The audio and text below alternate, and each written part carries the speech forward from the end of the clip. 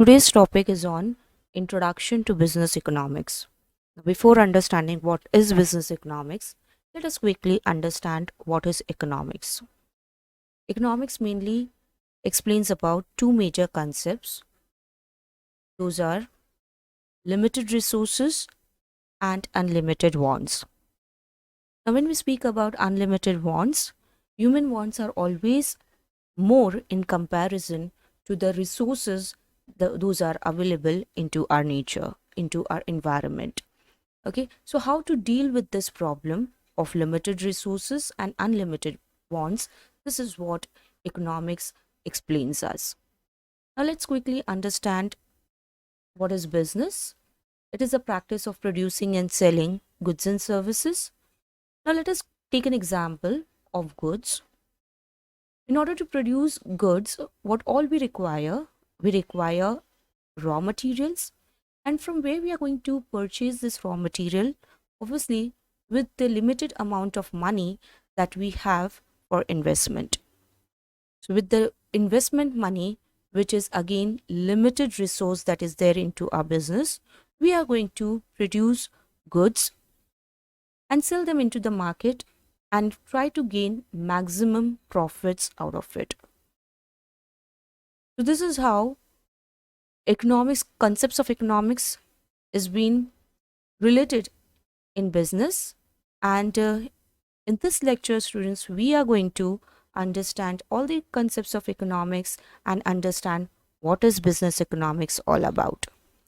Hello everyone, welcome to Ecorium academy. अगर आप online MBA कर रहे हैं तो डेफिनेटली ये लेक्चर आपके लिए है, और अगर आप ऑनलाइन एमबीए करना चाहते हैं तो हमारे दिए हुए गए लिंक पर क्लिक कीजिए।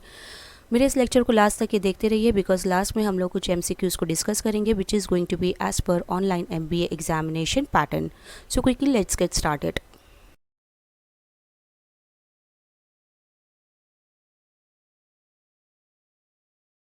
What is economics? इकोनॉमिक्स एक ऐसी स्टडी है जो हमको बताती है कि कैसे एक इंडिविजुअल्स, हाउसहोल्ड्स, ऑर्गेनाइजेशंस और नेशंस जो है वो कैसे अपने स्केर्स रिसोर्सेज को, जो हमारे रिसोर्सेज है वो हमेशा स्केर्स होते हैं, हमेशा लिमिटेड होते हैं, उन स्केर्स रिसोर्सेज को वो कैसे ऑप्टिमम यूज़ में लेकर आ सकते हैं और अपने जो वांट्स है, जो नीड्स है, उनको वो कैसे फुलफिल कर सकते हैं। ठीक है। नाउ ये जो वर्ड इकोनॉमिक्स है ये एक ग्रीक वर्ड से लाया गया है, जैसे ओकोस जिसका मतलब होता है होम और नोमोस जिसका मतलब होता है मैनेजमेंट। तो कैसे एक घर को आप प्रॉपर्ली मैनेज कर सकते हैं, प्रॉपर्ली चला सकते हैं, ये हमको एग्जैक्टली इकोनॉमिक्स बताता है। Okay, now let's understand further. Economics जो है बहुत वास्ट स्टडीज है, इसलिए उसको दो भाग में डिवाइड कर दिया गया था, that is microeconomics and macroeconomics. Now quickly move towards and understand कि microeconomics क्या है। Obviously ये word micro जो है इससे समझ में आ रहा है कि ये word micro इसका मतलब होता है small, है ना। माइक्रो का मतलब होता है स्मॉल। स्मॉल स्मॉल यूनिट्स के बारे में जब हम स्टडी करते हैं उसको हम कहते हैं माइक्रो इकोनॉमिक्स। कौन सी स्मॉल यूनिट्स की बात कर रहे हैं? दैट इज इंडिविजुअल कंज्यूमर्स हो गए या इंडिविजुअल प्रोड्यूसर्स हो गए, इंडिविजुअल ऑर्गेनाइजेशन, कोई भी एक ब्रांड ले लो, ठीक है, मार्केट में अगर हम उसके बारे में स्टडी कर रहे हैं then it is known as microeconomics. ठीक है। माइक्रो इकोनॉमिक्स मेनली किसके ऊपर फोकस करता है? वो अपने डिमांड और सप्लाई पे फोकस करेगा, वो अपने प्रोडक्ट के प्राइस पे फोकस करेगा और कितना आउटपुट हमें प्रोवाइड करना है मार्केट में उसके ऊपर फोकस करता है। Now let us quickly take an example। कोई एग्जाम्पल से समझ लेते हैं। जैसे यहाँ पे एक पिक्चर दिख रही है आइसक्रीम की, इसका ले लो, कोई भी एक ब्रांड हो सकता है, एक्स ब्रांड हम उसका नाम दे देते हैं। ठीक है। ये ब्रांड का कितना डिमांड है मार्केट में और कितना इनको सप्लाई प्रोवाइड करना है, इसके डिमांड के हिसाब से उसका प्राइस तय किया जाता है।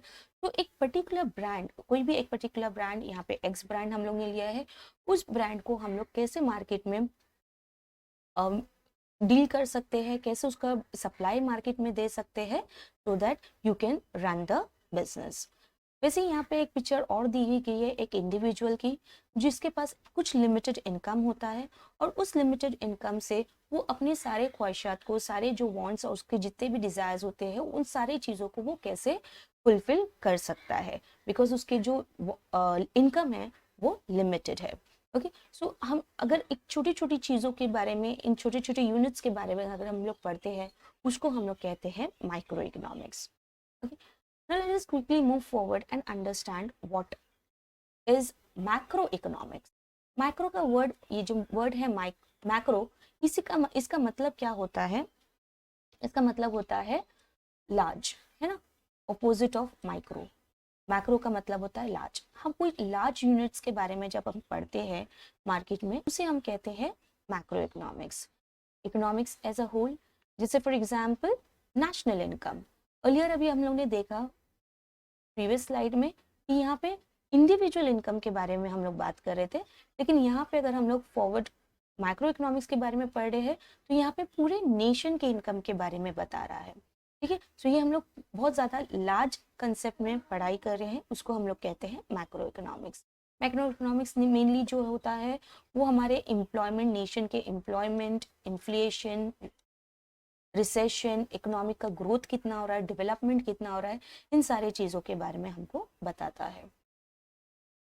Now let's quickly move forward and understand what is business economics.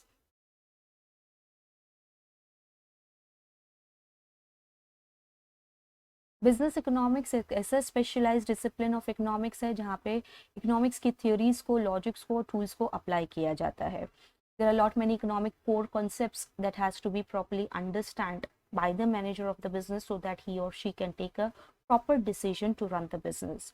Like for example, demand and supply, analyzing, understanding the demand of your product into the market, और आप उसके हिसाब से कितना सप्लाई देने वाले हो मार्केट में। These things has to be properly understood, properly analyzed by the manager of the business. Then how to deal with the competitors in the market.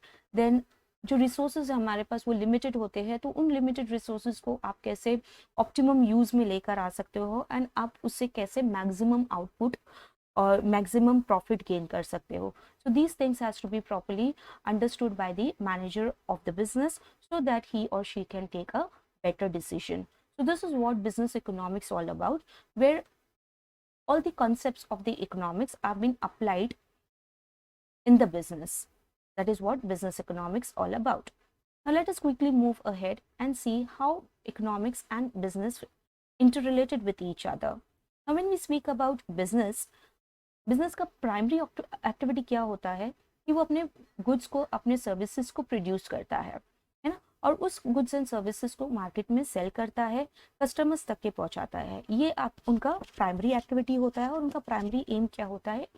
Just to earn maximum profit out of the activity what they are doing. लेकिन economics क्या होता है? Economics overall जो products है market के अंदर, उनका कितना डिमांड है और कितना सप्लाई हो रहा है मार्केट के अंदर.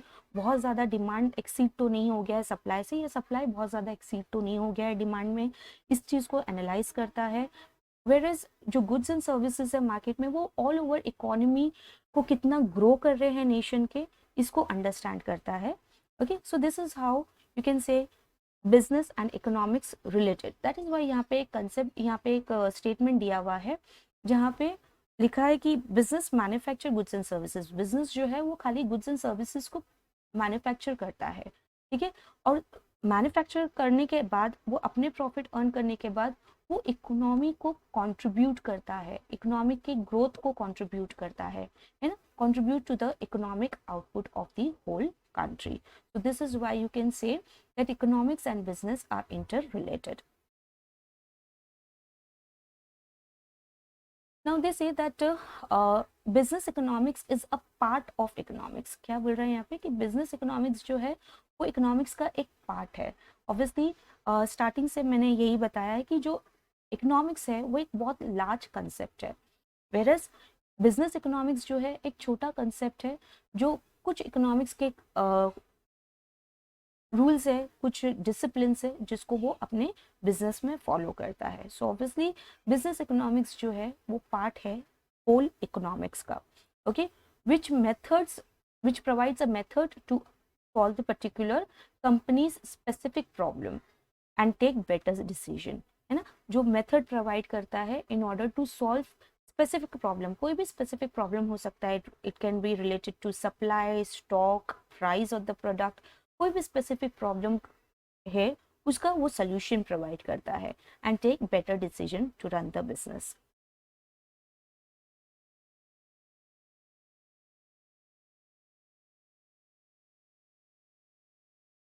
Let us quickly understand more about economics.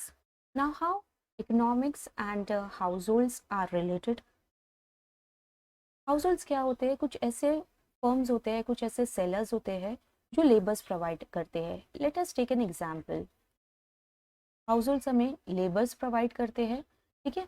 When this labour work, when they perform their activity, तो हमें क्या करना पड़ता है? उनको उनका रेम्यूनरेशन मतलब उनकी सैलरी देनी पड़ती है. तो इस सैलरी से क्या होता है? इनका इनकम जनरेट हो रहा है. तो यहाँ पे क्या समझ में आ रहा है कि हमारी जो इकोनॉमी है वो जनरेट हो रही है. लेबर्स हमारे पास आ रहे हैं और उन लेबर से हम काम करवा रहे हैं, उनसे एक्टिविटी परफॉर्म करवा रहे हैं और उन एक्टिविटीज़ के बदले हम क्या कर रहे हैं? उन्हें सैलरी दे रहे हैं. तो यहाँ पे क्या हो रहा है? उनकी इनकम जनरेट हो रही है.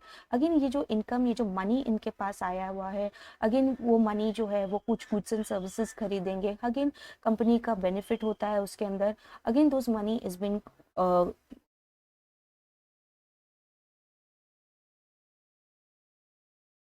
again those money is being used by the company. Again those monies is being used by the company. Okay, and this is how you can say the economy keeps on going, the circular flow of economy. This is how it goes on. Okay, let us quickly move forward and see economics and society. How is the economics and society both are interlinked with each other? Now society की अगर हम बात करें, let me take an example over here कि हमारे पास society में workers होते हैं, ठीक है. अगर आपकी कंपनी में 5 वर्कर का रिक्वायरमेंट है और उसके बदले अगर आप 10 वर्कर रख लोगे तो क्या हो जाएगा कि आपने एक्स्ट्रा में एक्सेस वर्कर रख लिया है, जिसकी वजह से वर्कर्स प्रॉपरली काम नहीं करेंगे और there will be wastage of human resource, you can say. तो जो हमारे पास जितने का रिक्वायरमेंट है, आप उतना ही अगर वर्कर्स लेंगे तो उसकी वजह से क्या होगा? जो हमारे लिमिटेड रिसोर्सेज है उसका आप ऑप्टिमम यूज कर सकते हो और बेनिफिट अर्न कर सकते हो. So let us see how economy and nation works. Again, nation के अंदर हमारी इकोनॉमी के अंदर 3 चीजें फॉलो की जाती है. Let us quickly understand how economics and nation both related with each other. Now हमारे नेशन के अंदर यू कैन से हमारी कंट्री के अंदर कुछ एक्टिविटीज़ को परफॉर्म किया जाता है. बहुत ही इंपॉर्टेंट एक्टिविटीज़, इकोनॉमिक एक्टिविटीज़ को परफॉर्म किया जाता है, जैसे प्रोडक्शन हो गया, कंजम्पशन हो गया, डिस्ट्रीब्यूशन हो गया. Let us take an example again over here. अगर आप प्रोडक्शन बहुत ज़्यादा कर देते हैं as compare to the consumption, consumption इतना नहीं है, रिक्वायरमेंट इतना नहीं है, अगर आप प्रोडक्शन बहुत ज़्यादा कर दोगे, again it will lead to wastage. Okay, तो how to deal with this production and consumption, ये आपको इकोनॉमी समझाती है. देन अगर सब मान लेते हैं आपने प्रोडक्शन कर लिया, लेकिन अगर आप डिस्ट्रीब्यूशन नहीं कर पा रहे हो उन प्रोडक्ट्स का to the proper places, to the proper location, again what will happen? There will be wastage of money, product, everything, है ना. तो उसकी वजह से क्या होगा कि हमारा बहुत ज़्यादा नुकसान भी हो सकता है. तो हमारी जो लिमिटेड रिसोर्सेज है, हमको पता है कि हमारे इन्वायरमेंट में जो रिसोर्सेज है वो कम है, तो हम कैसे उस लिमिटेड रिसोर्सेज को प्रॉपरली एलोकेट करें, उनका प्रोडक्शन कैसे किया जाए, उनका डिस्ट्रीब्यूशन कैसे किया जाए और उनका कंजम्पशन कैसे किया जाए. ठीक है, सो this is all you can से related with each other and world is been inter related. जैसे कि हमको पता है कि मल्टीनेशनल कंपनीज के आ जाने की वजह से बहुत सारी कंट्रीज होती है वर्ल्ड के अंदर जो एक दूसरे के साथ इकोनॉमिक ट्रांजैक्शन करते हैं. और जब कंट्रीज एक दूसरे के साथ इकोनॉमिक ट्रांजैक्शन करते हैं उसको हम लोग कहते हैं integration of national economics. Integration of national economies भी बोल सकते हैं इसे, या तो हम इसे इंटीग्रेशन ऑफ नेशनल मार्केट्स भी बोल सकते हैं. ठीक है, जिसकी वजह से वर्ल्ड इकोनॉमी जनरेट होती है. ऑलराइट, तो जब ये वर्ल्ड इकोनॉमी जनरेट होती है, so there are lot many organisations like IMF हो गया, वर्ल्ड ट्रेड ऑर्गेनाइजेशन हो गया, वर्ल्ड बैंक हो गया, ये सारे ऑर्गेनाइजेशंस जो है वो पूरे वर्ल्ड इकोनॉमी को किस तरीके से फंक्शन करना है, वो कैसे रन करने वाले हैं, उसके बेटरमेंट के लिए काम करते हैं. So this is how economics is been related with the entire world.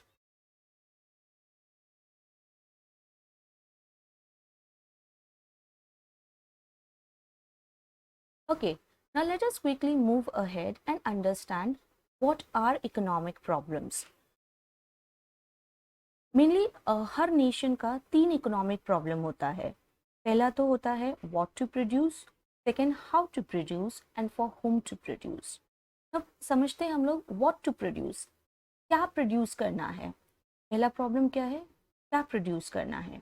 मतलब कि हमारे जो रिसोर्सेज है वो हमको पता है कि हमारे रिसोर्सेज लिमिटेड है और जो हमारे वांट्स है वो बहुत ज़्यादा होते हैं, है ना. तो हमारे जो वांट्स है वो अनलिमिटेड होते हैं, अनलिमिटेड वांट्स. तो हाउ ये जो लिमिटेड रिसोर्सेज है इसको हम लोग प्रॉपरली किस तरीके से एलोकेट करें ताकि हमारे जो वांट्स है वो हर हर किसी के वांट्स को हम फुलफिल कर सकते हैं. Let me take an example of government budget.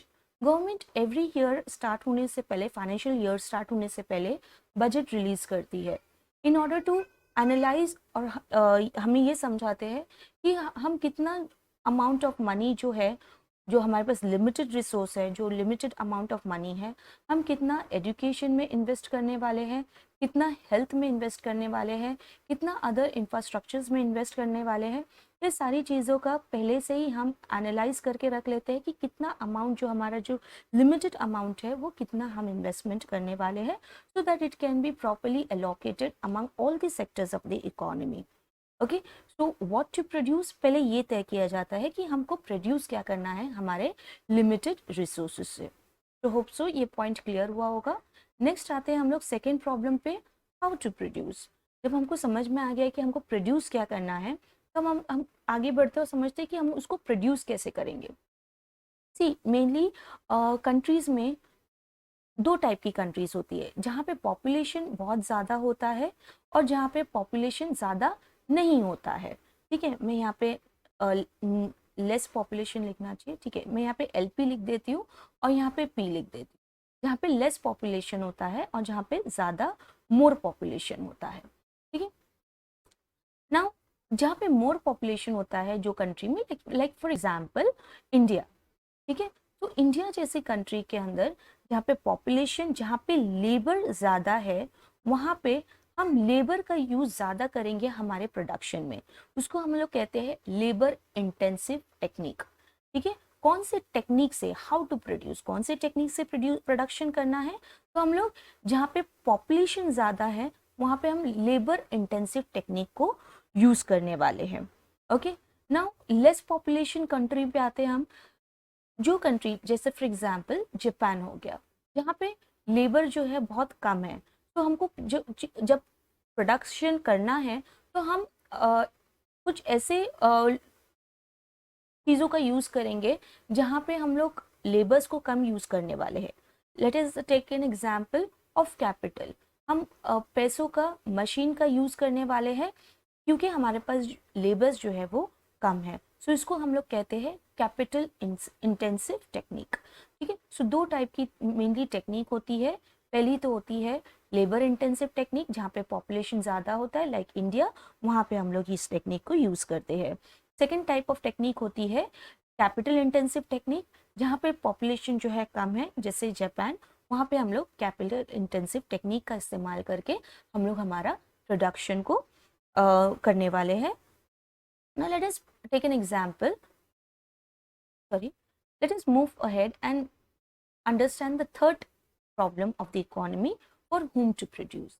See, again we'll come to the next, that is दो टाइप के लोग हमारी कंट्री, हमारे नेशन के अंदर होते हैं. एक तो होते हैं जो rich section of the society में आते हैं और दूसरे होते हैं जो poor section of the society में आते हैं. तो आपकी कंट्री के अंदर कौन सा सेक्शन ऑफ द सोसाइटी बहुत ज़्यादा है, मिडिल क्लास या पुअर सेक्शन बहुत ज़्यादा है. मैं यहाँ पे मिडिल क्लास को भी कंसिडर कर लेती हूँ. ठीक है, पुअर सेक्शन या मिडिल क्लास बहुत ज़्यादा है, या आपकी कंट्री में रिच सेक्शन बहुत ज़्यादा है, तो आप as per the section of the society आप प्रोडक्शन करेंगे, ठीक है। आप लग्जरी प्रोडक्ट्स नहीं बनाएंगे जहाँ पे आपके जो पॉपुलेशन है वो पुअर है। अगर आप पुअर पॉपुलेशन के अंदर लग्जरी प्रोडक्ट्स को ज़्यादा बना दोगे तो उसकी वजह से क्या होगा, there will be no demand for this those products, और हमारे जो रिसोर्सेज है, लिमिटेड रिसोर्सेज, उसका वेस्टेज हो जाएगा, ठीक है। सो हम लोग ऐसे प्रोडक्ट्स बनाएंगे उन लोगों के लिए जो पुअर सेक्शन है हमारे कंट्री के अंदर, जो ज़्यादा पॉपुलेशन कवर कर रहे हैं। वेरएज रिच सेक्शन, कहीं जो कंट्रीज में जहाँ पे रिच सेक्शन ज़्यादा है, वो लोग क्या करेंगे, मेनली ऐसे प्रोडक्ट्स बनाएंगे जहाँ पे रिच सेक्शंस का डिमांड ज़्यादा हो, जैसे फॉर एग्जांपल लग्जरियस प्रोडक्ट्स, उसको ज़्यादा प्रोड्यूस करेंगे बिकॉज उनका डिमांड जो है उस कंट्री में ज़्यादा है। So for whom to produce, जो आपका लिमिटेड रिसोर्सेज है, आप वो किसके लिए बनाना चाह रहे हो, पुअर सेक्शन के लिए या रिच सेक्शन के लिए। I think so economic problem clear हो गया होगा।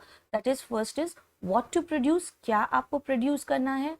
Second is how to produce, आपको कैसे प्रोड्यूस करना है, लेबर इंटेंसिव टेक्निक यूज करना है या कैपिटल इंटेंसिव टेक्निक प्रोड्यूस करना है, या तो फिर थर्ड प्रॉब्लम ये है कि फॉर होम टू प्रोड्यूस, किसके लिए प्रोड्यूस करना है, that is whether you have to produce for the richer section of the society कि आपको poor section of the society के लिए आपको प्रोडक्शन करना है। Okay, so I think so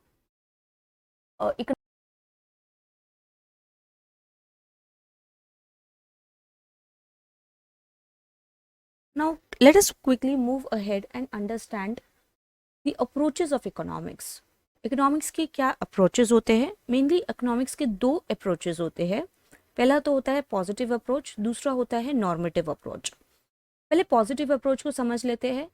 positive approach जो है वो बहुत ज़्यादा डिस्क्रिप्टिव होता है नेचर में। व्हाट डज दैट मीन, कि कुछ फैक्ट्स होते हैं इकोनॉमिक्स में जो वो सिर्फ फैक्ट्स को हाईलाइट कर देता है। जैसे मान लेते हैं सैमसंग का मोबाइल हो गया, ठीक है ना। सैमसंग के मोबाइल का जो प्राइस है वो फॉल हो गया, उसकी वजह से क्या होगा, उसका इम्पैक्ट क्या होगा, डिमांड जो है मोबाइल का वो बहुत जल्दी इंक्रीज हो जाएगा, लॉ ऑफ डिमांड। ओके, जब प्राइस फॉल होगा तो डिमांड इंक्रीज हो जाएगा। तो ये एक्चुअल फैक्ट है इकोनॉमी में अभी फिलहाल के लिए, कि प्राइस कोई प्रोडक्ट का जब फॉल होता है या वाइस वर्सा राइज होता है, सो डिमांड पे उसका इम्पैक्ट होता है, ठीक है। सो ये खाली बस आपके प्रोडक्ट के बारे में बताता है, इकोनॉमिक का सिचुएशन बताता है। Let us quickly move ahead and understand what are normative approaches. Normative approach normally क्या होता है, जजमेंटल होता है नेचर वाइज। मतलब क्या, अगर किसी एक्सपर्ट ने, इकोनॉमिक एक्सपर्ट ने आपकी इकोनॉमी को स्टडी किया, उसको एनालाइज किया और उसके बारे में एक प्रॉपर स्टेटमेंट बता दिया कि whether your current economic growth is good और बैड, ठीक है। तो वो क्या कर रहा है, इकोनॉमिक एक्सपर्ट यहाँ पे वो जज कर रहा है, स्टडी कर रहा है, एनालाइज कर रहा है आपकी इकोनॉमी को, और उसके ऊपर उसने एक प्रॉपर स्टेटमेंट दिया। तो that is very much judgemental in nature. I think so clear हो गया होगा कि पॉजिटिव अप्रोच क्या है और नॉर्मेटिव अप्रोच क्या है। पॉजिटिव जो है वो खाली एक फैक्ट को हाईलाइट कर देता है, वेयर एज नॉर्मेटिव क्या होता है, उसके बारे में डीप डिटेल्स में जानकारी प्रोवाइड करता है। Now let us move ahead and understand economic system. Economics में मेनली तीन टाइप की इकोनॉमी होती है, तीन टाइप के इकोनॉमिक सिस्टम होते हैं। Capitalist economy, mixed economy and socialist economy. Her country के अंदर कोई एक पर्टिकुलर सिस्टम को फॉलो किया जाता है। तो let us take an example capitalist economy का। पहले कैपिटलिस्ट इकोनॉमी कर लेते हैं हम लोग कि कैपिटलिस्ट इकोनॉमी होती क्या है।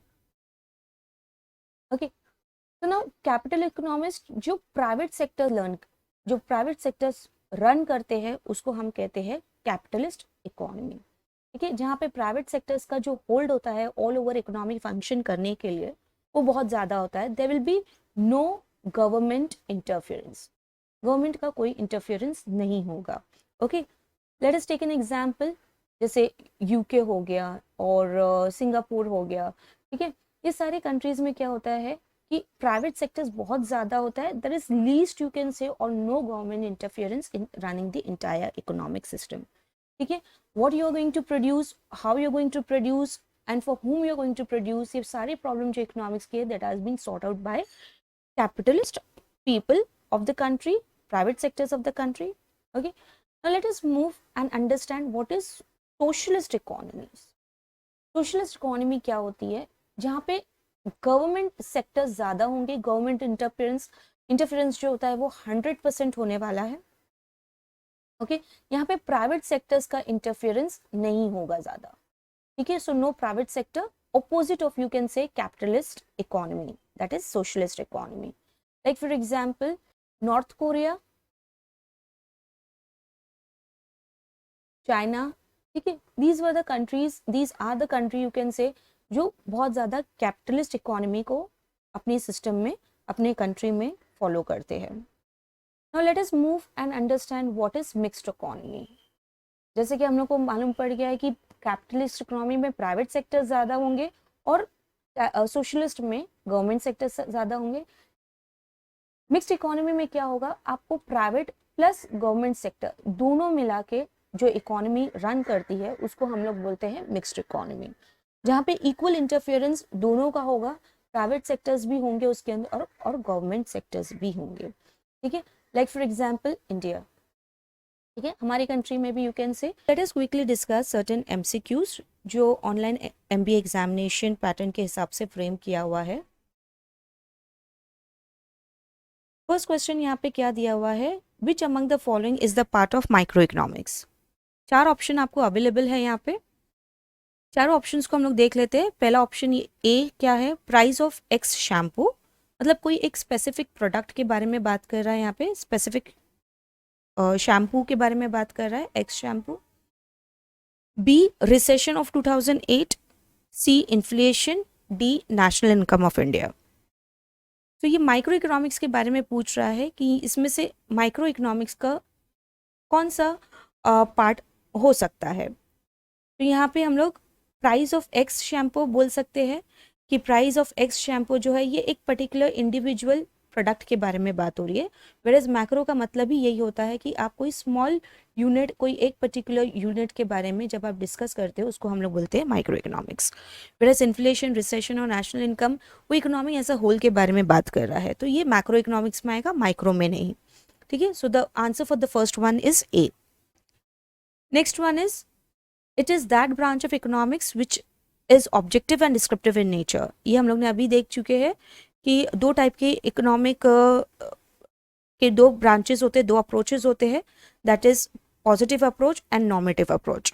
ठीक है, तो हमारा आंसर जो है या तो पॉजिटिव अप्रोच में से होगा या नॉर्मेटिव अप्रोच में से. सो सी और डी को यहाँ पे कंसिडर करने की ज़रूरत नहीं. क्विकली हम लोग इसी में से डिस्कस कर लेते हैं कि जब हमारा इकोनॉमी जो है वो पॉजिटिव और डिस्क्रिप्टिव इन नेचर में आता है तो उसको हम लोग कहते हैं पॉजिटिव अप्रोच, है ना. नॉर्मेटिव क्या होता है, मेनली सब्जेक्टिव इन नेचर होता है और जजमेंटल इन नेचर होता है. तो पॉजिटिव अप्रोच इसका आंसर है. थर्ड वाला, the economic problem which is related with the distribution of goods among the members of the society and specifies that who will consume the goods and services. है ना, जो आपकी society है वो किन लोगों के लिए बनी हुई है, वह सेक्शन ऑफ द सोसाइटी है कि rich section of the society है. तो ये सोसाइटी जो है ये किन लोगों की है और कौन इसको कंज्यूम करने वाला है. तो हमारा जो इकोनॉमिक प्रॉब्लम है, फॉर हुम टू प्रोड्यूस, ये वाला यहाँ पे प्रॉब्लम को डिस्कस किया हुआ है. ठीक है, so the answer for the third one is C, for whom to produce. Fifth one, in case of capitalist economy,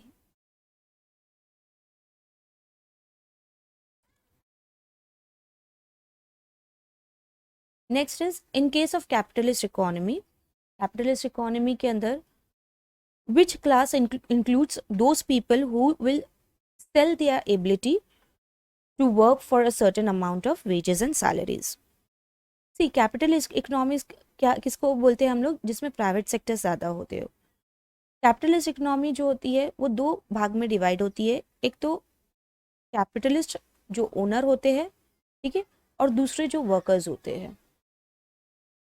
तो ये अंडर कैपिटलिस्ट इकोनॉमी ये किन सेक्टर की बात कर रहा है, ऑब्वियसली वर्कर्स जो है जो काम करने के बाद अपना रेम्यूनरेशन लेते हैं. तो बी जो होगा उसका आंसर होगा. तो for fifth one B is the answer, that is working class. Under which economy, किस इकोनॉमी के under government is responsible for setting up of target production and resource allocation और there is necessary democratic ownership.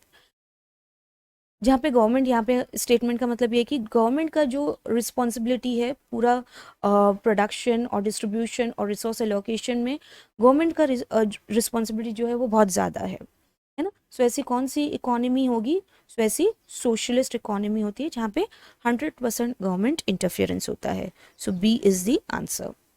Which among the following does not come under scope of economics.